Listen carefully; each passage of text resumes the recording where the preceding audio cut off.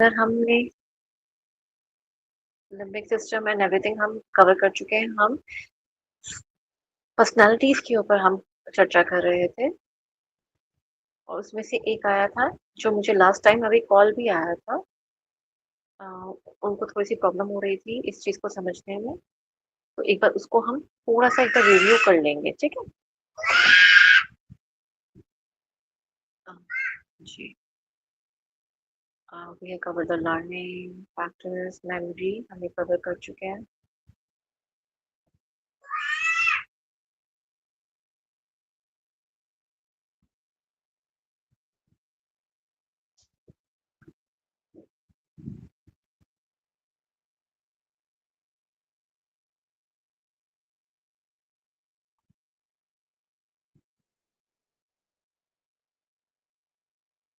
This one, ego super ego के बीच में और आईडी के बीच में थोड़ी समझने में प्रॉब्लम हो रही थी साइको एनालिटिक थ्योरी के अंदर।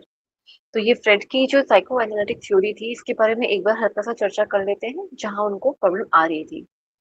एक आईडी होती है, आईडी से कहने का मतलब ये है कि मुझे ये चाहिए, जैसे कि आप समझिए एक प्रकार का अपनी पहचान के लिए कि मुझे ये चीज चाहिए, या हम मुझे मेरी क्या मेरी बॉडी या मेरी सोच या मेरे संस्कार मुझसे क्या करवाना चाह रहे हैं, वो मुझसे क्या कह रहे हैं कि मुझे क्या करना है। एक होता है ना बाहरी, चाहे बाहरी तौर पे देखने के लिए हो, पर लेकिन हमें क्या चाहिए। इसलिए हम कहते हैं आईडी का मतलब वहां पे क्या हो गया, एक तो समझिए कि मैं, मुझे ये चाहिए, ठीक है।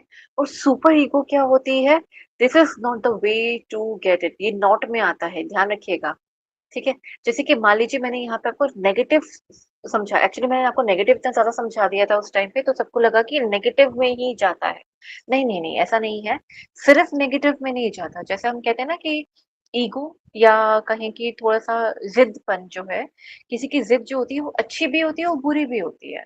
अच्छी इन द सेंस कि अगर हम कहते हैं ना कि हम थोड़े हठी अगर होंगे तो तभी हम किसी कार्य को कर पाएंगे। जैसे कि जैसे कि हम पढ़ते हैं पतंजलि योग सूत्र में कि हमारे पास कलिष्ठ और अकलिष्ठ वृत्तियां, ठीक है। ऐसे ही जो जिद है या हम कहें कि ईगो है, ये भी दो प्रकार का है, एक कलिष्ठ है एक अकलिष्ठ है। जो हमारा अच्छे वाला भाव है, जो पॉजिटिव नेचर है, वो हमें कार्य की ओर लेकर जाता है, यानी कि परमात्मा से हमारा मिलन करवाने का हो गया, या अच्छे संस्कारों का पालन करना हो गया, या सद्बुद्धि का पालन करना हो गया कि हमारे पास जो सद्बुद्धि है उसी को ही हम लेके आगे बढ़े। नहीं तो दूसरी तरफ क्या होता है, विनाशकारी विपरीत बुद्धि, यानी कि जो चीज आपके सामने आपको ये प्रस्तुत की भी गई है या आपको मिली भी है, स्टिल आप उसमें से नेगेटिव थॉट को ही लेके उसको परस्यू कर रहे हैं अपनी लाइफ में, उसी को लेके आगे चल रहे हैं। तो ये क्या हो गया, हमारा बुरे की तरफ चला गया, ठीक है। और इससे क्या हुआ, हमारा विनाश की ओर चला जाएगा।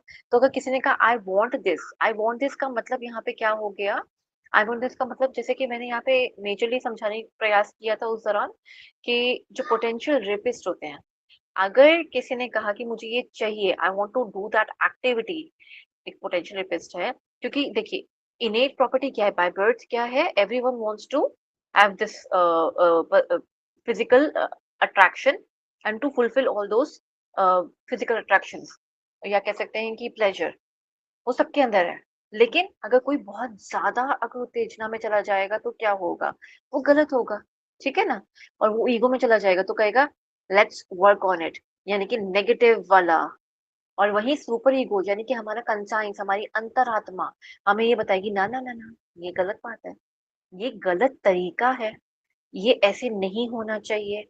जिसमें हमारे संस्कारों में, अगर हम शास्त्रों में कहें, शास्त्र विधिवत कैसे कहते हैं कि कमिटमेंट इंपॉर्टेंट है, लॉयल्टी इंपॉर्टेंट है, एक ही पार्टनर इंपॉर्टेंट है आपकी लाइफ में, multiple partners are not good, या किसी को जबरदस्ती फोर्सफुली पार्टनर बनाना, ये दिस इज नॉट गुड। तो वो सुपर ईगो बता रहा है आपको कि क्या चीज गलत है। पोटेंशियल रेपिस्ट मैंने बताया ना यहाँ पे, अगर वो अपने आप को कंट्रोल नहीं कर पाएगा, ईगो में चला जाएगा, तो then yes, that person becomes a rapist. But अगर वो अपने सुपर ईगो को आने देगा बीच में, तो वो नहीं उसको कार्य करने देगा, तो उसका ईगो जो होगा ना वो खत्म होने लगेगा उसका, कि नहीं नहीं नहीं हमें ऐसा नहीं करना, मतलब कैसा होगा, कैसे इसको कहेगा, ये इसको कहेगा, सुपर ईगो आईडी वाले को बोलेगा कि ये तरीका नहीं है, गलत की तरफ से मत जाओ, हम पॉजिटिव वे में करेंगे, ठीक है? और पॉजिटिव वे में हम कहेंगे कि इस तरह से नहीं करना, हम इस तरह से करेंगे और फिर हम अपने कार्य को संपन्न करने का प्रयास करेंगे या उस ओर चलेंगे, ठीक है? तो यानी कि क्या हुआ? कहने का तात्पर्य ये हुआ कि अगर हम कुछ भी कहते हैं ना, जैसे आप देखते हैं मूवीज़ में भी देखा होगा आपने, तो एक इंसान खुद जो है, जो नॉर्मल पर्सनैलिटी है, वो सामने खड़ी है, एक तरफ व्हाइट कलर के कपड़े पहन के वो आ जाएगा, एक तरफ काले रंग के कपड़े पहन के आ जाएगा। तो इस प्रकार से आपस में दोनों के बीच में एक वो कहता है नहीं, नहीं, नहीं ऐसे ही करो, इससे क्या फ़र्क पड़ेगा, इससे तो कुछ फ़र्क नहीं पड़ेगा। छोड़ो ना दुनिया के बारे में क्या सोचना, वो उसके बारे में उसको भड़काएगा, गलत राह के लिए और एक जो है वो उसको पॉज़िटिव और अच्छे विचार और अच्छी बातों की तरफ लेके जाएगा कि जिससे दूसरों को नुकसान ना हो। अच्छी बातें क्या हुई? जिसमें दूसरों को नुकसान भी ना हो, हमारा भी नुकसान ना हो। एमिकेबली और हार्मोनियस वे में हम उस कार्य को संपन्न कर सकें। वही अच्छा कार्य माना जाता है, ठीक है ना? और सुपर ईगो हमें उसके अंदर उस कार्य में कोई विघ्न ना आए या किसी को हम हर्ट ना करें, किसी को दुःख ना पहुँचाएँ, उस तरीके से कार्य होगा। लेकिन अगर ये ही अगर गलत होना शुरू हो गया या ये रोकेगा नहीं, तो क्या होगा? हम सिर्फ़ और सिर्फ़ गलत कार्य की तरफ ज़्यादा जल्दी झुकाव हमारा रहेगा। कहते हैं ना कि पहली चोरी करी, अगर थप्पड़ मार दिया गया होता या डर लगा होता, दोबारा चोरी ना करी गई होती, तो वो हिम्मत बढ़ती ही नहीं। हिम्मत बढ़ाने वाला जब होता है ना, जब ऐसे में हिम्मत बढ़नी शुरू हो जाती है, तो ये भी धीरे-धीरे मरना शुरू हो जाता है। पहली चोरी जब करता है ना व्यक्ति, तो उसको पता होता है कि मुझे मुझे डाँट पड़ेगी या मेरी बदनामी होगी या this is not the right way, तो उसको पता होता है, फिर भी वो कार्य करता रहता है। फिर से उसको चाहिए होता है कि हाँ, मुझे ये चाहिए और उसके लिए ये करते रहो। जैसे कि झूठ बोलना हो गया, चोरी करना हो गया, इस प्रकार से वो बचता चला जा रहा है, तो उसके काम बनते चले जा रहे हैं, वो अपने ईगो में चला जा गया है। बाद में धीरे उसको पता ही नहीं चलता कि उसने अपने जीवन कार्य में या अपने जीवन काल में कितने गलत काम कर लिए, पता ही नहीं चलता। जबकि स्टार्टिंग स्टेज में कई दफ़ा उसने उसके सुपर ईगो ने उसको कई बार बताया होता है, ना, ना, ना, ये गलत तरीका है। हम कमा के भी कर सकते हैं, चोरी की ज़रूरत नहीं है। हम सच बोल के आज शर्मिंदगी उठाकर कल को उसी को उस शर्मिंदगी को एक प्राउड में एक शक्ति की तरह उसको यूज़ कर सकते हैं। लेकिन नहीं, हम उस क्षण भर के लिए अपने क्षण भर की बचाव के लिए हम किसका सहारा ले लेते हैं? हम झूठ का सहारा ले लेते हैं और जिसमें हमारा ईगो जो होता है कहीं न कहीं बहुत बड़ा रोल प्ले करता है, हमें आगे की तरफ जाने नहीं देता। आई थिंक आपको ये टॉपिक अभी जैसे मैंने बोला ना, इस तरह से समझने का प्रयास करोगे तो काफ़ी समझ आ जाएगा। ठीक है? सॉरी। जी। अब फ्रेड्स के साइकोएनालिटिक थ्योरी के अंदर ही जो क्या-क्या चीज़ आती है, कॉन्शियस, प्रीकॉन्शियस, अनकॉन्शियस 3 लेवल थे इनके। What we are thinking about और experiencing at any given moment, ये कॉन्शियस है। यानी कि अभी के समय में जो हम सोच कर रहे हैं, जो हमारा कार्य चल रहा है, वो ये कॉन्शियस लेवल है हमारा कि ध्यान से पढ़ाई करो। ध्यान से मतलब क्या हो गया? ध्यान से कोई भी कार्य करो, खाना बनाओ, खेलो, कुछ भी। वो क्या हो गया? मैं अभी इसी मोमेंट पे जो काम कर रही हूँ या इस मोमेंट में मुझे आगे चल के अभी अब आधे घंटे में 1 घंटे में मुझे वो काम करना है। प्री कॉन्शियस क्या हो गया? What we can readily call to consciousness, memory, knowledge. जैसे कि इसके अंदर क्या होता है, आप इसको ऐसे समझिए जैसे कि अगर हम कोई अगर खेलने लगे हैं, खाने लगे हैं, कोई कार्य करने लगे हैं, तो उसमें अगर मेरे को पुरानी याददाश्त भी तो चाहिए ना। मैंने पिछला क्या पढ़ा था, जैसे कि अभी की क्लास में कई बच्चों ने पढ़ाई करी थी, कई बच्चों ने नहीं करी थी, कई बच्चों के डाउट्स थे जिनका मुझे कॉल आया, तो उनको पता है कि मैं क्या बोल रही हूँ, वो उनके डाउट्स कहाँ पे थे, तो उसका वो रिलेट करके अपने डाउट्स को अब यहाँ पे क्लियर करने का प्रयास करेंगे, ठीक है? इसमें और दूसरी चीज़ क्या होगी, जैसे मान लीजिए कोई चेस खेल रहा है, उसके पास उसको याद है ना सारे लॉज़ क्या हैं, कैसे हमें चाल चलनी चाहिए चेस के अंदर, शतरंज के अंदर।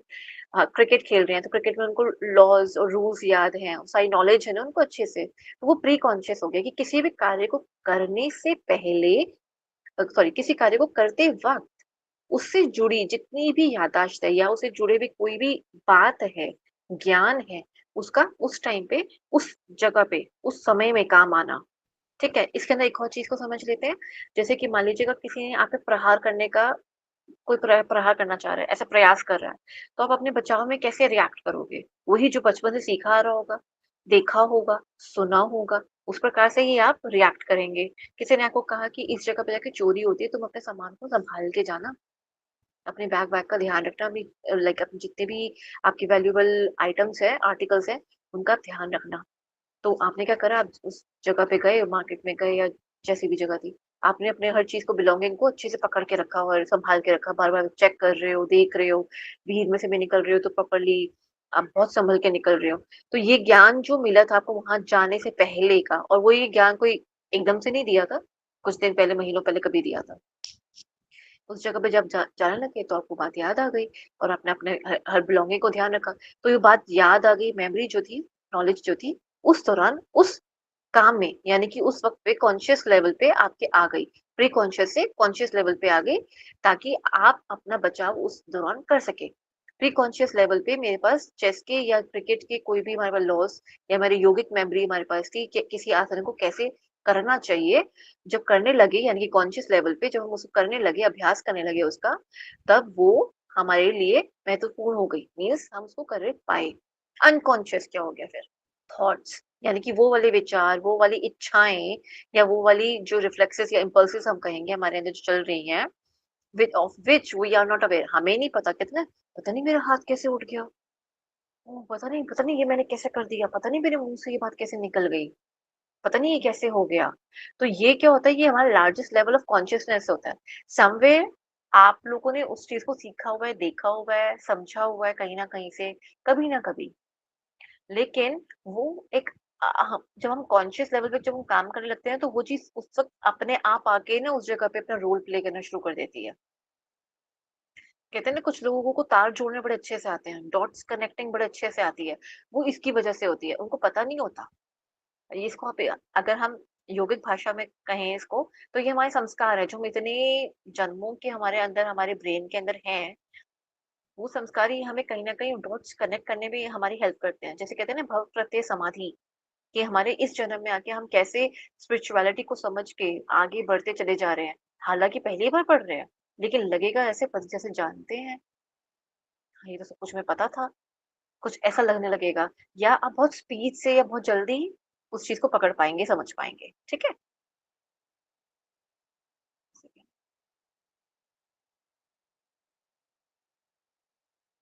अरे पढ़ा चुके हैं ना हम लोगों, पहले भी हम रिवीजन कर रहे हैं ना। जी, जी, हमारी वाली रिवीजन ही करवाई है। एक्चुअली बच्चों को डाउट आए थे इसके ऊपर। तो मुझे कॉल आया था कि मैम वो क्लियर नहीं हुआ, तो उनको ना एक्चुअली पोटेंशियल रेपिस्ट के नाम से ना ज़्यादा ही वो नेगेटिव होके चले गए थे। उनको लगा कि सिर्फ़ ये ऐसे ही है। सिर्फ उसी तरफ ही है। तो मैं तो सिर्फ एग्ज़ाम्पल दिया था, पर वो कन्फ्यूज़ हो गए इसलिए। ठीक है? चलें, आई होप जिनके डाउट्स हैं उनके क्लियर हो गए होंगे। अब हम आज का टॉपिक ले रहे हैं हिपोक्रेट्स की। Hippocrates type type of theory on personality. Personality में वो क्या कहना चाह रहे हैं हिपोक्रेट्स? हिपोक्रेट्स कहते हैं कि ये जो थ्योरी है, जो उनकी थ्योरी है, वो 4 humours basically state that the human body is made up of 4 substances. ये कह रहे हैं कि हम 4 तत्वों से बने हुए हैं। कौन-कौन से? ह्यूमर्स। ह्यूमर से मतलब क्या हो गया? For ideal health they have to be perfect in balance.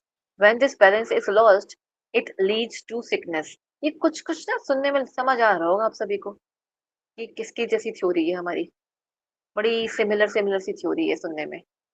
ठीक है? अभी सब एक सेकंड, अभी समझते हैं क्या है। Humour and fluid, choleric, yellow bile, melancholic, black bile, sanguine, blood, phlegmatic, phlegm. ठीक है? ये क्या कहना चाह रहे हैं यहाँ पे, कि ये कह रहे हैं कि 4 प्रकार के हमारे तत्व बनते हैं, और उनका जो एक जो उनका रूप है, जो फ्लूइड में जो हमें देखने को मिलता है, वो किस प्रकार का होता है।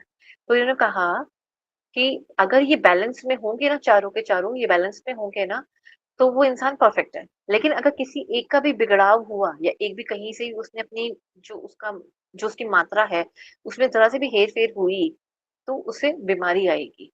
तो according to the theory of 4 humours, the substances that make up the human body are black bile, yellow, blood and phlegm. अब देखिए, इन्होंने फ्लूइड फ्लूइड की ही बात करी है। जब हम बात करते हैं वात पित्त कफ की, तो उसमें क्या कहते हैं हम आयुर्वेद में? समता में रहेंगे, अगर वात पित्त कफ तो होगा, समता में होगा तो वो बेस्ट है, उसे ही स्वस्थ कहा गया है। लेकिन जैसे ही या तो वात में बिगड़ाव आएगा, तो बीमारी आएगी। और पित्त और कफ नॉर्मल है, लेकिन वात बिगड़ गया, ठीक है? फिर हम कहते हैं ना, वातज प्रकृति है, इसके अंदर वात थोड़ा बिगड़ा हुआ है, या हाइप में है या लो में है। तो हमें पता चल जाता है कि वातज बीमारी है, या पित्तज बीमारी है, तो हम उसमें बात करते हैं ना आयुर्वेद के अंदर। सेम ऐसे ही इन्होंने यहाँ पे क्या तत्व लिए हैं, इन्होंने कहा है एक पीले रंग का बाइल होता है, एक पीले रंग का जूस होता है मतलब हमारी बॉडी के अंदर, एक काले रंग का होता है, फिर तीसरा आता है ब्लड, चौथा आता है फिल्गम यानी कि जिसे हम म्यूकस या बलगम भी कहते हैं। अब इन्होंने किस प्रकार से लिया है उसको हम अच्छे से समझेंगे, ठीक है। Every person is characterised by prominence of one type of fluid which determine, मतलब कहने का तात्पर्य यहाँ पे क्या कहना चाह रहे हैं कि अगर किसी की बॉडी को या किसी की पर्सनालिटी को हमें समझना है, तो हम ये कहेंगे उसके अंदर या तो येलो बाइल बहुत ज्यादा है, ब्लैक ज्यादा है, ब्लड ज्यादा है, बेलगम ज्यादा है। क्या चीज ज्यादा है, क्या चीज कम है, क्या चीज बैलेंस है, वो उसकी पर्सनालिटी को दर्शाता है, बताएगा। अब क्या देखने में या कैसे देखने में हमें क्या समझ आएगा कि किसमें कैसे क्या ज्यादा है, वो हम इसमें एक बार देखते हैं, ठीक है जी। Every person is characterized by prominence of one type of fluid, which the temperament of the person concerned. Thus, he classified people into four types. पहले बता दिया chloric. Choleric में क्या होता है? People with prominence of yellow bile, irritable, restlessness and hot-blooded, passionate, bold and eager. ऐसे लोग जो होते हैं, कैसे? ऐसे वाले लोग जो होते हैं जिनके थोड़ी सी चिड़चिड़ाहट ज्यादा होती है और ये एक जगह पर टिक नहीं पाते, स्प्रिंग लगा होता है, बैठ ही नहीं पाएंगे एक जगह पे, मतलब कभी उठ के यहाँ काम करे, कभी उठ के वहां काम करे। छोटे बच्चे कुछ होते हैं ना कि उनको बस कुछ करना है, कुछ बच्चे होते हैं उनको टॉय दे दो वो उनके साथ लगे रहेंगे, और कुछ बच्चे ऐसे होते हैं स्प्रिंग वाले पैदा हुए होते हैं, वो उनको ऐसा लगता है जैसे कि मुझे किसी भी हालात में मेरे हाथ में कुछ होना चाहिए, चाहे तोड़ने के लिए, चाहे मरोड़ने के लिए, चाहे फेंकने के लिए, चाहे खेलने के लिए। अगर आप उनको एक टॉय दोगे वो नहीं बैठेंगे उसके साथ। तो ऐसे बच्चे कैसे होते हैं? रेस्टलेस होते हैं, और इनसे अगर कोई चीज ले ली जाए, छीन ली जाए, और एक जल्दी में बहुत जल्दी से ही सेटिस्फाइड नहीं होते किसी भी चीज पे, बहुत इरिटेट, मतलब हर चीज में चीखेंगे ऐसे बच्चे। हॉट ब्लडेड होते हैं, मीन्स थोड़ा गुस्सा ज्यादा रहेगा, मतलब बच्चे भी या बड़े भी, ये बड़ों के साथ भी सेम चीज है, ठीक है। छोटे से छोटे बच्चों की बात नहीं करेंगे। बड़ों में क्या होगा? अभी बाहर से घूम कर आए, घर आए, घर की सफाई में लग गए, खाना बना लिया, सब कुछ कर लिया, इनको थकावट ही नहीं होती, इनकी थकावट बहुत कम होती है, ठीक है। इनकी बॉडी में रेस्ट तो इनको ऑफ कोर्स चाहिए होता है, पर ये कहते हैं ना कि 24 घंटे में से 18-20 घंटे काम करने वाले लोगों में से होते हैं, ये उस तरह के लोग होते हैं। इरिटेटेबल मीन्स इनको इनके मुताबिक अगर जरा सा भी काम इधर से उधर हुआ तो ये चिड़चिड़ा जाएंगे, बहुत जल्दी चिड़चिड़ा जाएंगे। ये काम कर रहे हैं, आपने पूछ लिया पानी पीना है, ये उस पर भी चिढ़ जाएंगे। मैंने कहा ना मुझे भी डिस्टर्ब मत करो, मैंने कहा ना ये नहीं करना, या मुझे यही चीज चाहिए, ऐसे ही चाहिए। थोड़े से एडजस्टिंग नेचर के नहीं होते, ये एडजस्टिंग नेचर के नहीं होते, ठीक है। पैशनेट होते हैं, हॉट ब्लडेड से मतलब हो गया कि इसको हिंदी में कह सकते हैं हमेशा इनका खून उबाल ही मारता रहता है, मतलब कि हमेशा गुस्से में ही रहते हैं। नाक पे गुस्सा कहते हैं, नाक पे गुस्सा, ये वो है। पैशनेट होते हैं अपने काम को लेकर। आप इन्हें कोई भी कार्य देंगे या ये इनको कभी कहना नहीं पड़ता ये वाला काम कर लो। फॉर एग्जाम्पल अगर किसी को पढ़ाई का बहुत शौक है, तो उनको बच्चों को बोलना नहीं पड़ता ना कि बेटा बैठकर पढ़ लो, होमवर्क कर लो, वो अपने आप ही करना शुरू कर देते हैं। ये वो बच्चे होते हैं, ठीक है। या ऐसे लोग होते हैं जो अपने काम को लेकर इतने पैशनेट होते हैं कि आज काम शुरू किया था एज अ एम्प्लॉय, और कुछ ही टाइम के अंदर एम्प्लॉयर बन गए, और उसके बाद फिर अपनी खुद की अपना एक बिजनेस स्टार्ट कर लिया। तो दीज आर द पीपल जो बड़े पैशनेट होते हैं, ठीक है। फिर बोल्ड होते हैं, यस, उनको किसी को डर नहीं लगता, अपनी बात कहनी है तो कहनी है। कहते हैं ना आपने ये क्या करा है, या ये क्या लिखा है आपने, शुगर कोट करके नहीं बोलेंगे, वो सीधा बोल देंगे आपने बहुत बकवास काम की। चाहे वो किसी और अच्छे वर्ड को यूज करेंगे पर शुगर कोट नहीं करेंगे। नहीं इसको थोड़ा सा अच्छा कर सकते थे, इसमें थोड़े से ये चेंजेस कर लीजिए, नहीं ऐसे नहीं बोलेंगे वो। दे आर बोल्ड कि ये स्पीच या ये चीज जो आपने मेरे को, या मान लीजिए कोई पीडीएफ बना के दिया, कुछ भी दिया, दे आर द पीपल जो सिंपली कहेंगे बेकार है, ये बकवास है, ये अच्छा नहीं है, वो इस तरह के शब्दों का ज्यादा इस्तेमाल करते हैं, इस तरह की चीजों को ज्यादा प्रयोग में लाते हैं। और एक तो हो गए बुरी बात को थोड़ा सा नकारना, और बोल्ड कैसे हो गए? जहाँ पे अगर कोई ऐसी बात हो गई या कार्य हुआ जहाँ पे कहते हैं ना कि प्रोटेस्ट में जो लोग सबसे आगे रहते हैं, जो लीडर बनते हैं सॉर्ट ऑफ, वो कुछ इस टाइप के लोग होते हैं, वो बोल्ड होते हैं ना, हर बात को कह पाते हैं, हर बात को रख पाते हैं, वो बोल्ड होते हैं, ठीक है। और ईगर ईगर से मतलब क्या हो गया, हर कार्य को करने के लिए इनके अंदर बड़ी क्षमता होती है। पैशनेट जैसे लोग होते हैं ना कि अभी काम दिया ये वाला, थोड़ी देर में दूसरा काम करने के लिए भी तैयार बैठे हैं। हमेशा तत्पर रहेंगे कि अभी ये वाला काम करना है, अभी वो वाला काम करना है। हमेशा तत्पर रहेंगे, तैयार रहेंगे हमेशा। ठीक है? फिर मेलानकोलिक क्या होते हैं?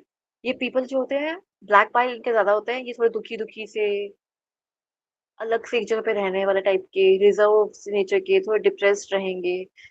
परमात्मा ये इनको इनको ना हर चीज़ के अंदर खुशी नज़र नहीं आती, इनको हर जगह पे ना दुःख नज़र आ जाता है। मुझे ये नहीं मिला, मुझे वो नहीं मिला, ये हो जाता तो अच्छा था।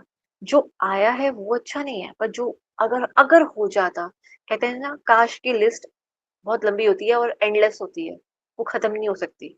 ये वो उस जीवन में जी रहे होते हैं। हर चीज़ सिर्फ़ दुःख से बनी है इनके लिए, ठीक है?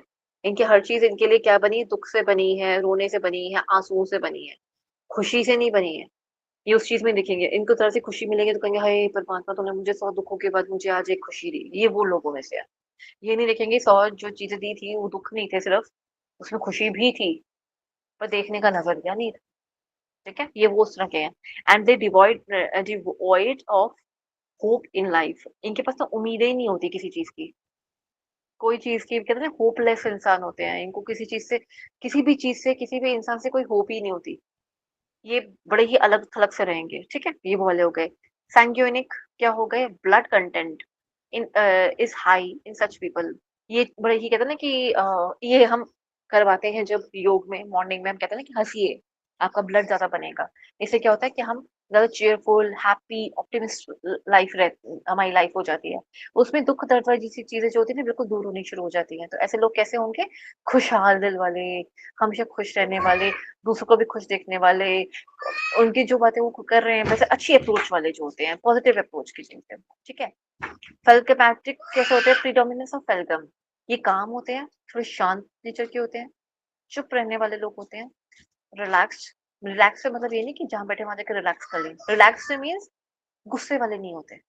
ऐसा नहीं है कि आपने कुछ बोला तो इनसे हाइपर हो गए। तो आराम से आपकी बात को सुनेंगे। आपने 10 बातें बोली हैं तो उसके बाद जाके एक बात बोलेंगे। कहते हैं ना 100 सोनार की एक लोहार की, वो वाली बात।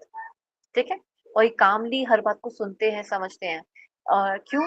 क्योंकि ऐसे लोग ना अगर 80,000 थॉट्स हैं तो वो 80,000 के 80,000 इनके उसमें से 60,000 तो इनके काम के निकलेंगे, 50,000 इनके काम के निकलेंगे थॉट्स में से। यानी कि आप समझ लीजिए 10 हैं तो 10 में से 8 या 7 इनके काम के ही होते हैं। बाकी थोड़ी बहुत मेबी खराब या बेकार हो सकते हैं, ठीक है? रिलायबल होते हैं ऐसे लोग। रिलायबल से मतलब क्या हो गया, आप इन पे ट्रस्ट कर सकते हो। अगर आपने उनको काम दिया है, तो उस काम को करेंगे, समझदारी के साथ करेंगे। इनएक्टिव होते हैं बिहेवियर में। इनएक्टिव से मीन्स थोड़े से सुस्त या थोड़े से सुस्त, आप कह सकते हो। ज़्यादा नहीं, थोड़े से सुस्त, थोड़े से कहेंगे बहुत जल्दी नहीं। अगर आपने कोई काम दिए तो ऐसा नहीं कि उठेंगे फटाफट भागेंगे काम करेंगे, नहीं। वो ये वाले होते हैं कोलेरिक वाले, ठीक है? ऐसे वाले लोग होते हैं जो फटाफट से आपने काम दिया, फटाफट उठे, भागे और काम करा, चुस्ती के साथ। लेकिन जो ये होते हैं, ये पहले प्लान करेंगे मेंटली। अच्छा, मुझे ऐसे करना है, मुझे वैसे करना है। पैराडिग्मैटिक जो होते हैं ना, पहले प्लानिंग करेंगे, ब्लूप्रिंट बनाएँगे, सोचेंगे, यहाँ जाना है, वहाँ जाना है। अच्छा जी, ठीक है, ओके, बढ़िया है, ऐसे ही करेंगे। ये कुछ इस तरह के होते हैं, ठीक है? अब आपको शायद इनका मीनिंग अच्छे से क्लियर हो चुका होगा, ठीक है? इसको पढ़ लीजिएगा, ये वाला बहुत इम्पोर्टेंट है वो वाला, ठीक है? फिर आता है क्रस्मर्स थ्योरी। ये क्या कहना चाहते हैं? ये अर्नेस्ट क्रस्मर थ्योरी है। ये कहते हैं कि जो साइकियाट्रिक फ्रॉम सॉरी, ये तो उनके बारे में दिया हुआ है। ओके, 1888 से लेकर 1964 तक का उनका जीवन काल था। और एक साइकियाट्रिस्ट थे और जर्मनी से बिलोंग करते थे ये। रिसर्च करी थी उन्होंने ऑन बॉडी टाइपोलॉजी पे। Characteristics of body, body type, personality comes under the type of theory of personality. ये क्या कहते हैं? बॉडी का जो टाइप है ना, उससे बताते हैं कि किसकी पर्सनैलिटी कैसी होगी, ठीक है? ये कहते हैं क्रिसमस ने कहा कि कुछ ऐसे टाइप्स होते हैं और उनको डिवाइड, एक सेकेंड जी। तो क्रिसमस ने कहा कि ये कुछ हमारे बॉडी टाइप ऐसे होते हैं जिसके बेसिस पे इनको थोड़ा डिवाइड करा जाता है।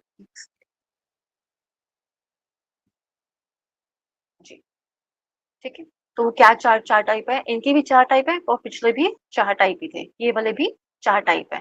तो ये कह रहे हैं कि कोई इंसान कितना मोटा है, पतला है या बड़ी अच्छी बिल्ड है किसी की, तो वो किस प्रकार के होंगे, उनका दिमागी तौर पे वो पर्सनैलिटी किस प्रकार की होगी, वो कैसे अपनी कार्य क्षमता रखते होंगे अपने अंदर, ठीक है? पाइकनिक टाइप जैसे कि फैट बॉडी, थोड़े मोटे होंगे, थोड़े लार्ज हेड होगा इनका, बड़ा सा सर जो होगा वो बड़ा होगा, बॉडी भी थोड़ी मोटी होगी और चेस्ट एंड एब्डोमेन यानी कि वक्षस्थल और एब्डोमेन यानी कि पेट वाला भाग जो आता है हमारा, वो जो होगा सोशली जैसे कि वो थोड़ा सा भारी होगा, ठीक है? सोशेबल होंगे यानी कि सोशेबल से मतलब कि लोगों से घुलने मिलने वाले मिलापी लोग जो होते हैं, जॉली नेचर के, थोड़े हंसी मजाक वाले, इस तरह के लोग होंगे। इजी गोइंग, चिंता नहीं लेते ज्यादा, अगर कोई प्रॉब्लम आई है उसके सॉल्यूशन में काम करेंगे, निकलो, ज्यादा नहीं सोचते उसके ऊपर। इजी गोइंग मीन्स बहुत जल्दी सॉफ्टली काम को कर जाने वाले लोग। एंड गुड नेचर्ड, गुड नेचर से मतलब ये दूसरों को दुखी नहीं करते हैं, ये जनरली दुखी नहीं करते, बीच का रास्ता निकालने वाला जरा काम करेंगे ये, ठीक है? कौन से? थोड़े से गोल मटोलू से लोग मतलब हो गए, जिनका थोड़ा सा बड़ा सर होगा और बॉडी जो होगी थोड़ी गोल मटोलू सी होगी, ठीक है? और लोगों से जॉयफुली मिलने वाले लोग होंगे ज्यादातर, आपने नोटिस करा भी होगा ना, इस प्रकार के जितने भी जॉली नेचर के जो लोग होंगे, चाहे भारती शर्मा शायद नाम है उनका, आप हाँ, भारती सिंह, जैसे कि हम जो कॉमेडी भी करते हैं, आप लोगों में ज्यादातर नोटिस करेंगे they have a round face, थोड़ा सा बड़ा सर होता है, ब्राउन बॉडी होती है इन लोगों की, they have very good comic timing. इन लोग चाहे वो गोविंदा हो, चाहे वो कृष्णा हो, सुदेश हो, इवन कपिल शर्मा हो, तो they have a very different kind of body type. अगर इनके साथ आप थोड़ा रिलेट करने की कोशिश करेंगे तो देन आएंगे एथलेटिक टाइप, स्ट्रॉन्ग बॉडी होगी, बिल्कुल दृढ़ता वाली, ठीक है? फर्म मसल्स होंगी, इनकी मसल्स ना लटकती हुई नहीं होती, फर्म का मतलब टाइट वाली, टाइट वाली, ठीक है? फिर आएगा वाइड चेस्ट एंड शोल्डर्स, इनके शोल्डर्स और जो चेस्ट होगी बिल्कुल वाइड होगी, मतलब कहते हैं ना छाती तान के, शोल्डर तान के चलने वाले लोग। एनर्जेटिक, हमेशा एनर्जी से भरपूर रहेंगे ये। ऑप्टिमिस्टिक होते हैं, मीन्स अच्छे नेचर के, सॉफ्ट नेचर के, सॉफ्ट नेचर नहीं बोलूंगी, ऑप्टिमिस्ट मीन्स पॉजिटिव इनकी अप्रोच रहती है टुवर्ड्स दी लाइफ। ये ऐसा नहीं होता कि हर चीज में नकारात्मक ऊर्जा को लेकर आते हैं, सकारात्मक ऊर्जा वाले होते हैं। चैलेंजिंग होते हैं, कोई चैलेंज अगर आप इनको देंगे, आप भाग के दिखा, भागेंगे ये करके दिखा दे, करके दिखाने, मतलब हर चीज को चैलेंज के साथ लेने वाले लोग होते हैं। और सपोर्टिव भी होते हैं, सपोर्टिव से मतलब यहाँ पे ये होता है कि एक होता है दूसरे को सपोर्ट करना, एक सपोर्टिव होता है कि अपने लिए भागा दौड़ी करने वाले लोग, अपने लिए करने वाले, ये वो वाले लोग हैं, ठीक है? फिर आता है एस्थेनिक टाइप, ये थोड़े से पतले होंगे, लंबे होंगे, थोड़े से रिजर्व नेचर के होंगे और थोड़े से शर्माने, थोड़ा शर्मीला मिजाज होगा इनका, और पेसिमिस्टिक होंगे, मीन्स नॉट टू पॉजिटिव, पर हाँ बीच में थोड़ा सा रहने वाले, जहाँ पे नकारात्मक और सकारात्मक ऊर्जा को अगर हम देखेंगे तो नकारात्मक का थोड़ा सा प्रभाव ज्यादा दिखेगा, ठीक है? और डाई प्लास्टिक टाइप जो होती है, ये कैसे होते हैं? अंडर डेवलप्ड होते हैं, सॉरी अनडेवलप्ड होते हैं, एंड डिसप्रपोर्शनेट बॉडी होती है इनकी, और personality also undeveloped and imbalance. क्या तात्पर्य है? इसको आप जिंदगी में कभी देखिए, आपके आसपास जो लोग हैं अनडेवलप्ड होते हैं और डिसप्रपोर्शनेट होते हैं, मतलब बॉडी जो है ना कहीं से मोटी कहीं से पतली है। और इस पे एक डायलॉग भी था किसी का कि खैर वो सब मजाकिया वाला है, उसको नहीं हम लेते लेते। तो इनकी बॉडी क्या होगी, कहीं से भी मोटी है, कहीं से भी पतली है, प्रॉपर बॉडी का कोई शेप नहीं है, कहीं से लंबा है, कुछ है। तो मतलब एक जो एक नॉर्मल ह्यूमन बॉडी का स्ट्रक्चर है, उससे थोड़ा डिफर करता है ये। जैसे कि किसी का पेट बहुत ज्यादा मोटा होगा, या हाथ बहुत ज्यादा मोटे होंगे, पैर बहुत ज्यादा मोटे होंगे, या फिर थाइस बहुत ज्यादा मोटी होंगी, कुछ इस तरह से बॉडी अजीब सी रहेगी, ठीक है? और अनडेवलप्ड एंड इम्बैलेंस होते हैं, इम्बैलेंस से मतलब ये नहीं कि वो चल नहीं सकते हैं, वो वाली बात नहीं आ रही है इसके अंदर। कहने का तात्पर्य यहाँ पर ये होता है कि इस तरह के जो लोग हैं ना, ऑफ कोर्स फिजिकली तो ये बोल रहे हैं, ये देख के लगेगा जैसे कि बॉडी की ग्रोथ प्रॉपर नहीं हुई है। और आप देखेंगे उनकी चाल ढाल जो होती है थोड़ी सी अजीब सी पेंगुइन वॉक की तरह होती है। और ऐसे लोग ज्यादा चल नहीं पाते हैं, ज्यादा काम भी नहीं कर पाते हैं, इस तरह के लोग, ठीक है? तो ये थोड़ा सा इनकी टाइप की बॉडी होती है, तो ऐसे लोग ज्यादा आप देखेंगे कि कार्य क्षमता इनकी थोड़ी कम होगी, दूसरों से अलग होगी, कम होगी, सोच विचार भी थोड़ा दूसरों से दूर और अलूफ ही रहेगा। ना तो ये घुल-मिलने वाले लोग हैं और ना ही आइसोलेट रहने वाले लोग हैं। बस ये अपनी प्रॉब्लम्स की वज़ह से ज़्यादा बैलेंस नहीं रह पाते, मेंटली भी नहीं रह पाते। ठीक है? चलो, फ्लेक्सिबल थ्योरी बहुत इंपॉर्टेंट थ्योरी है, इसको ज़रूर पढ़ लीजिएगा एक बार, ठीक है? फिर शेल्डन्स थ्योरी आती है, शेल्डन थ्योरी बहुत इंपॉर्टेंट है, क्रेट्ज़मर भी बहुत, बहुत, बहुत इंपॉर्टेंट है। ये थ्योरी कई बार एग्ज़ाम्स में आई हुई है, इवन आपके एमए के एग्ज़ाम्स में भी कई बार आई हुई है, ठीक है? तो शेल्डन्स थ्योरी क्या कहता है? शेल्डन कहती है somatotype, characters, shape and sample picture, ठीक है? ये क्या कहना चाहते हैं? सोमैटोटाइप से मतलब क्या आ गया? एंडोमॉर्फ यानी कि रिज़ॉर्ट, टॉनिक यानी कि उस तरह के उस प्रकार के लोग या उस प्रकार की बॉडी किसी की भी जो कि बड़ी रिलैक्स्ड होती है, सोशिएबल होती है, टॉलरेंट होती है, कम्फर्ट होती है, कम्फर्ट लविंग लविंग होती है और पीसफुल होती है। मतलब कुछ इस प्रकार के मोटे-मोटे से गोलू-गोलू से लोग जो होते हैं, हम जिसे कहते हैं थोड़े से स्नोबॉल टाइप के क्यूट से बे जो लोग होते हैं, वो ज़्यादातर किस प्रकार के होते हैं? वो सोशिएबल होते हैं और थोड़ा रिलैक्स्ड होते हैं। रिलैक्स्ड मीन्स हर चीज़ से रिलैक्स्ड होते हैं। और बैठने वाला रिलैक्स भी और वैसे भी। ऐसा नहीं कि बड़े सीधे होके बैठेंगे ऐसे करके, जैसे हम लोग में बैठते हैं ना अपनी कमर गर्दन सीधी करके बैठिए, नहीं, नहीं, नहीं।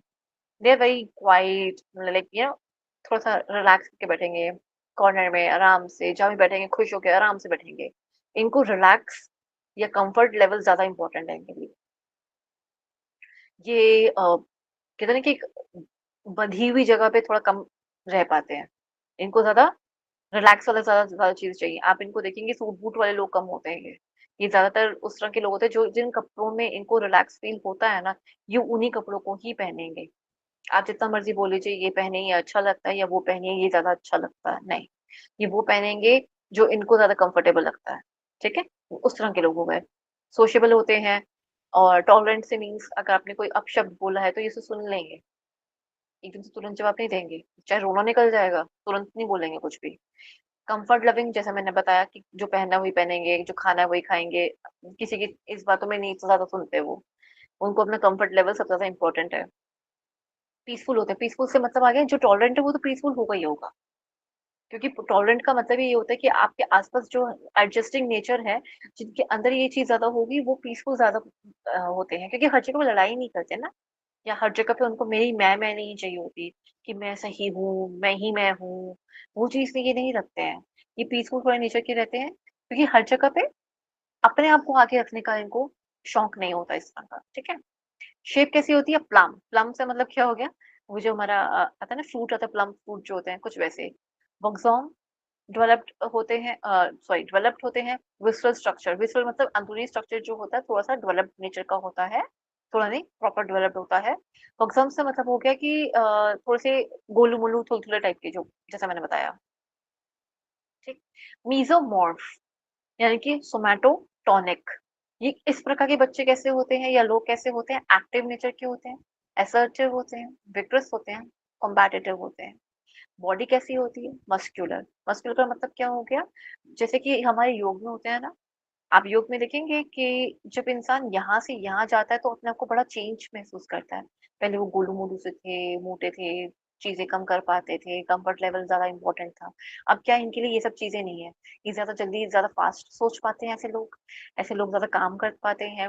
ज़्यादा जल्दी कहते हैं ना कि किस जगह पे कैसे रिएक्ट करना है फटाफट से, तुरंत से। कहते हैं ना कि एक सूझबूझ वाले जो लोग होते हैं, वो इस प्रकार के लोग ज़्यादा होते हैं। और एक्टिव होते हैं नेचर के, आप इनको काम का तो तुरंत काम करेंगे। ऐसा नहीं है अभी 5 मिनट में आ रहा हूँ, अभी 1 मिनट में आ रहा हूँ, अभी 2 मिनट में कर लेता हूँ, ये वो लोग नहीं हैं, ये वो लोग नहीं हैं। इन्होंने 5 मिनट कहा तो इसको 50 मिनट भी हो जाए ना तो कोई बड़ी बात नहीं है, ये वाले लोग। एंडोमॉर्फ में क्या होता है, इन्होंने 5 मिनट कहा ना 5 मिनट के 50 मिनट भी हो गए तो कोई बड़ी बात नहीं है। It's all okay for them, ठीक है? ओके। एक्टोमॉर्फ का मतलब क्या हो गया? सेरिब्रोटोनिक यानी कि quiet, fragile, restrained, non assertive, sensitive. हर बात पे रोते हैं, रोतलू टाइप के होते हैं ये। मुझे ऐसा कह दिया, मुझे वैसा कह दिया, क्यों ही कह दिया? मैंने क्या किया था? मैं तो हुँ ही ऐसा। मुझे पत्थर मारते हैं, मुझे ये करते हैं, मुझे वो करते हैं। They don't have that fighting कहते हैं ना कि जो चैलेंजेस मिले हैं उसके उसके उसके उसके अगेंस्ट लड़ने की ना हिम्मत इनके अंदर नहीं होती। इनको तो हर जगह पे डर लग जाता है। इनको तो हर जगह पे डर लग जाएगा कि हाय हाय मैं कैसे करूँगा, मैं वो कैसे करूँगा या मैं ये नहीं कर सकता, मैं वैसे कहते हैं ना कि दूर से ही दिखता है। आपने कई बार नोटिस करा होगा, जो लोग बहुत ज़्यादा पतले से होते हैं, बहुत कम ऐसे होते हैं जो डरते नहीं हैं। शायद ही कोई देखा हो आपने। मतलब होते हैं, ऐसा नहीं कि नहीं होते। इस तरह के जो बड़े कुछ ज़्यादा ही पतले लोग होते हैं ना, बड़े डरे-डरे से रहते हैं। आप देखेंगे, आप ज़रा-सा गुस्सा करा नहीं कि तो वहीं वहीं गिर गए, धराशायी हो गए। ये कुछ कह ही नहीं पाते आगे से। ये तो ज़रा-सी ऊँची आवाज़ में ही डर जाते हैं। ऐसे पतले बच्चे जो होते हैं, ठीक है? और ये क्वाइट होते हैं, चुपचाप रहते हैं, क्योंकि जैसे मैंने कहा ना कि इनके अंदर अपनी अपनी बात रखने की हिम्मत भी नहीं होती, ऐसे लोगों में। ये अपनी बात कह भी देंगे तो इनके अंदर इतनी ज़्यादा हिम्मत नहीं होती, ये दृढ़ता नहीं होती इनके अंदर। पढ़ने में ठीक-ठाक होते हैं, अच्छे होते हैं वैसे, ठीक है? सारे नहीं, मैं अगेन बोल रही हूँ, सारे नहीं, पर जनरली अच्छे निकलते हैं। ये एक्चुअली एक्स्ट्रा स्लिम है, ये ज़्यादा स्लिम है। ये मैं वो नहीं कहूँगी कि पतले हैं, ये पतले नहीं, पतले से भी ज़्यादा पतले हैं, यहाँ हड्डियाँ दिखती हैं इनकी। ये कुछ इस तरह के पत्ते हैं, ठीक है? और फ्रेजाइल होते हैं, फ्रेजाइल से मतलब ये है कि ज़रा-सा कुछ करा नहीं, हाँ, कलाई टूट गई जी, ज़रा से कुछ करा नहीं, नीचे गिर गए। कहते नहीं कि फूँक मारो तो उड़ जाएँगे, कुछ ज़्यादा ही ऐसा हाल है किसी का, तो ये कुछ उस तरह के लोग होते हैं। Sometimes we find them they are very intelligent and sometimes they are poorly intelligent, ठीक है?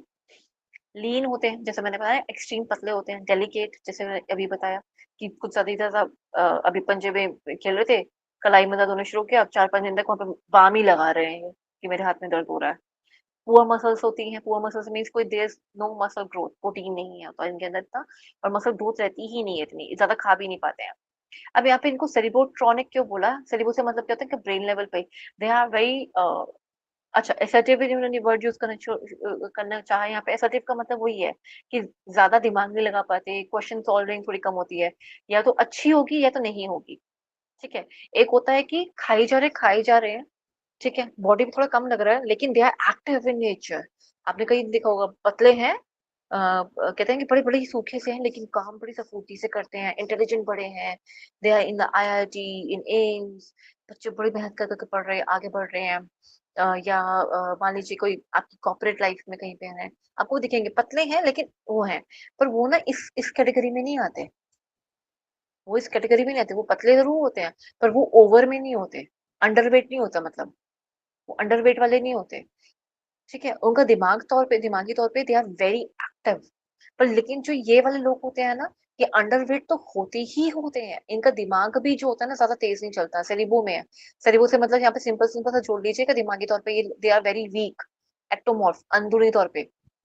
सोमैटोट्रॉफिक में क्या हो गया, मीज़ो में, मीज़ो मीन्स मिडल लेवल पे रहते हैं ये। एंडो मतलब आ गया बाहरी तौर पे, विसरल पे। यानी कि है तो ऑफ कोर्स अंदर बॉडी के ऑर्गन्स की बात हो रही है, उसमें विसरल जो लेयर है, वो थोड़ी ज़्यादा मोटी होती है, ठीक है? इसको एक बार रीड कर लीजिएगा अगेन, जो ये वाली थ्योरीज़ हैं, इनको चार्ट बना के ही याद कीजिएगा, बहुत जल्दी याद होगा, आपको लगेगा आपने पूरा थ्योरी ही कंप्लीट कर लिया है इसे, ठीक है? चलिए, क्रेट्सवर्थ, शेल्डन, इन दोनों का ये जो चार्ट है, यही आप इसको फॉलो कर लीजिएगा, ठीक है? एस्थेनिक और एक्टोमॉर्फ, ये दोनों में काफ़ी सिमिलैरिटीज़ है, समानता है। क्या? ये लीन होते हैं, पतले से होते हैं, स्लिम, ज़्यादा एक लीन हो गया मतलब कि अंडर वेट वाले, जिनका वेट जितना होना चाहिए उससे कम। स्लिम मतलब पतले-पतले से होंगे, कुछ ज़्यादा ही पतले होंगे, मतलब जितनी एज है उससे भी ज़्यादा पतले इनको आप देखेंगे कि वो पाए जाते हैं। कुछ बच्चे होते हैं पतले हैं, all good, but they are very active, अच्छे हैं, होशियार हैं, पढ़ने में भी, बोलने में भी, खाना खाने में भी, ठीक है? पर लेकिन ये वो नहीं है, ये उनसे नीचे की तरफ है। शैलो होते हैं, शैलो से मतलब थोड़े खोखले टाइप के होंगे, इनकी जो चेस्ट होगी, जैसे मैंने कहा ना हड्डियाँ दिखती हैं वो, and tall in proportion to their weight. अपनी वेट के अकॉर्डिंग थोड़े लंबे वगैरह होंगे और वेट ज़्यादा होगा इनका, सॉरी कम होगा इनका, ठीक है? एथलेटिक जो होंगे मीज़ोमॉर्फ होते हैं, शेल्डन ने कहा मीज़ोमॉर्फ, क्रेसमर ने कहा एथलेटिक, ठीक है? फिर इसने कहा कि muscular individual with broad shoulder, well developed chest, robust and strong. Robust से मतलब हो गया कि अच्छी नॉलेज रखने वाला इंसान। Pyknic, endomorph, broad rounded figure, large head, heavy neck and round ruddy face. Means इस तरह के जो लोग होते हैं, थोड़े से राउंड राउंड से गोल गोल से टाइप के होंगे, थोड़ा बड़ा हेड होगा, हेवी नेक जरूर होती है इन लोगों की, क्योंकि बोलते ज्यादा हैं ये लोग। कभी भी नोटिस करना, ये लोग बोलते बहुत ज्यादा है। डायप्लास्टिक नेचर के जो होते हैं शेल में तो ऐसा कुछ एग्जिस्ट करता ही नहीं है। तो इनका एब्नॉर्मल बॉडीज जो होती है, एब्नॉर्मल बिल्ड्स जो होते हैं इनके, ठीक है? तो कुछ एब्नॉर्मल टाइप का रहता है इनका। सेल्फ कॉन्सेप्ट थ्योरी क्या थी? सेल्फ कॉन्सेप्ट थ्योरी जो है given by the Carl Ranson, Roger 1942। इन्होंने कहा, किसने? कार्ल रैनसम, रॉजर, इन्होंने कहा एक सेल्फ थ्योरी दी कि अपने बारे में अवलोकन वाली, emphasizes on the set of perception an individual has for himself and the perceptions of the relationship he has with others and with the other aspect of life. Carl Rogers has contributed significantly towards the self theory, personality based on the person's thought and perception. क्या कहना चाहते हैं? ये अपने बारे में ज़्यादा सोचते हैं। क्या मैं अच्छा लग रहा हूँ? मैं ठीक लग रहा हूँ? मतलब मैंने सब कुछ ठीक-ठाक पहना है, मैं सबसे बेस्ट लगना चाहिए हूँ और मुझे सबसे आगे रहना है। ये अपने बारे में इनकी मैं बड़ी चल रही होती है। इनको हर जगह पे मैं हूँ। डांस करने जाएँगे तो मैं ही सबसे आगे रहूँ, लोग मुझी को देखें। एन्जॉय नहीं करते। मैं हूँ, मैं। अगर किसी रिलेशनशिप में हो ना, अगर किसी किसी भी रिलेशनशिप में है, माता-पिता के साथ या हस्बैंड-वाइफ के रिलेशनशिप में या भाई-बहन के रिलेशनशिप में, वहाँ मैंने ये काम करा है। कुछ लोग होते हैं, आपने अपने आस-पास देखा होगा, उनके घर में ना कोई प्रथा होगी या कुछ होगा ना, ये मैंने कहा था करने के लिए इनको। अच्छा लग रहा है ना? अच्छा लग रहा है ना? ये इनके अंदर वो मैं होती है। फिर कहेंगे किसी जगह पे कोई काम बड़ा अच्छा सुंदर-सा हो गया या मान लीजिए कोई कार्य था, वो संपन्न अच्छे से हो गया। मैंने ही कहा था करवाने के लिए। मैं ना बोलूँ तो मुझसे कुछ काम हो ही ना। ये हर चीज़ में अपनी मैं रखते हैं कि मैंने ये करवाया तो ये हो गया। मैंने ये कहा तो ये चीज़ वैसे हो गई। अगर मैंने ये ना बोला होता तो ऐसे ना होता। ये मेरा आइडिया था। ये जो करा है ना, ये मेरा आइडिया था। मैं वाला क्रेडिट ना इनके अंदर हमेशा रहता है। टॉप ऑफ इट हमेशा रहेगा इनके अंदर मेरी मैं, ठीक है? बिहेवियरल साइकोलॉजी के अंदर क्या बोलेंगे ये? साइकोलॉजी वर्ड कम्स फ्रॉम, एक सेकंड, सॉरी। ये सिर्फ इतना ही है इनके अंदर रॉजर्स रैंसम का, ठीक है? नेक्स्ट, बिहेवियरल साइकोलॉजी क्या कहते थोड़ा हैं? बताने दो साइकोलॉजी, हाँ जी, मैम, क्लास एंड कर दो। बस एंकर दो। अच्छा अच्छा। जी मैम। एक सेकेंड, ठीक है, ये टॉपिक नया ही है पूरा का पूरा। बिहेवियरल साइकोलॉजी थोड़ा सा बड़ा है ये वाला वैसे भी। ये वाला यहाँ तक कंप्लीट करना हो जाएगा? नहीं, ऐसा करते हैं, इसको कल ही करते हैं क्योंकि ये पूरा पूरा कंप्लीट हो जाएगा, ठीक है? चलिए ठीक है, कोई नहीं, हम आज के लिए इसको एंड करते हैं अपने सेशन को यहीं पर ही। किसी का कोई प्रश्न?